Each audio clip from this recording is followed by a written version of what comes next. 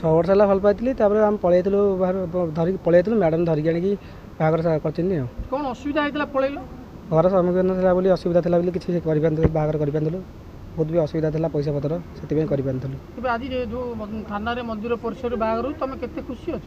ବହୁତ ଖୁସି ଅଛି, ବହୁତ ଧନ୍ୟବାଦ ବି ଦେବି ମ୍ୟାଡ଼ାମ୍କୁ, ବହୁତ ହେଲ୍ପ କରିଛନ୍ତି ସେଥିପାଇଁ।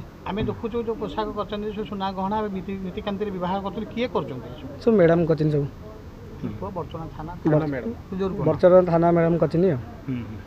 ତ ବିଶେଷ କରି ବାହାଘରର ଶ୍ରେୟ କାହାକୁ ଦେବାକୁ ଚାହୁଁଛନ୍ତି? ପୋଲିସ ଥାନାକୁ ଦେବି, ବହୁତ ବି ହେଲ୍ପ କରିଛନ୍ତି, ବହୁତ ସାହାଯ୍ୟ ବି କରିଛନ୍ତି। ଆଚ୍ଛା ଆଚ୍ଛା, ଏଇ ଯେଉଁ ଦୁଇ ଜଣ ଭଲ ପାଇଥିଲେ କେଉଁଠିକି ପଳେଇଥିଲେ ଏବଂ କ'ଣ ମନ ଭିତରେ ଥିଲା ଯେ ବାହା ହେଇପାରିବେ କି ନାହିଁ କି କ'ଣ ସମସ୍ୟା ରହିଥିଲା ଟିକେ କୁହ। ସମସ୍ୟା ରହିଥିଲା ଘର ଲୋକ ରାଜି ହେଉନଥିଲେ ସେଥିପାଇଁ ପଳେଇଥିଲୁ, ସେଥିପାଇଁ ଆମେ ପଳେଇଥିଲୁ ମ୍ୟାଡ଼ାମ୍ ଧରି ଆଣିକି ବାହାଘର କଲେ ଆଉ। କ'ଣ କିଛି ଅସୁବିଧା କେଉଁଠି ଥିଲା ତାହେଲେ ପଳେଇଲ? ଘରେ ରାଜି ହେଉନଥିଲେ ସେଠି ପଇସା ପତ୍ର ବି ଅସୁବିଧା ଥିଲା। ଅଲଗା କ'ଣ ଜାତିପାତି ପ୍ରୋବ୍ଲେମ୍ ଅଛି? ସାଥି ନେଇକି କିଛି ପ୍ରୋବ୍ଲେମ୍ ଥିଲା ସେଥିପାଇଁ ସମ୍ମୁଖୀନ ଥିଲା ସେଥିପାଇଁ କଲୁ ପଳେଇଥିଲୁ ଆଉ। ପୋଲିସ କୋଉଠି ଆଣିଲା ଯାଇକି ଧରିକି? ଆମେ ପଳେଇଥିଲୁ ସେମିତି ସେ କଟକ ଆଡ଼େ ଧରି ପକେଇଲେ ଆଉ। ଏଠି ଆଣିକି ଧରିଲା ପରେ କ'ଣ କହିଲେ ମ୍ୟାଡ଼ାମ୍? ପ୍ରଥମେ ମ୍ୟାଡ଼ାମ୍ କହିଲେ ସବୁ ସମସ୍ୟାର ସମାଧାନ କରିବେ ଆଉ। ବର୍ତ୍ତମାନ ପୋଲିସ ଧରି ଆଣି ସାରିଲା ପରେ ଆଜି ଯାକେ କେମିତି କ'ଣ ତୁମ ବାହାଘର ପାଇଁ ବ୍ୟବସ୍ଥା କଲେ ଏବଂ ପୋଲିସ ଆଣି ତୁମକୁ କ'ଣ କହିଲେ?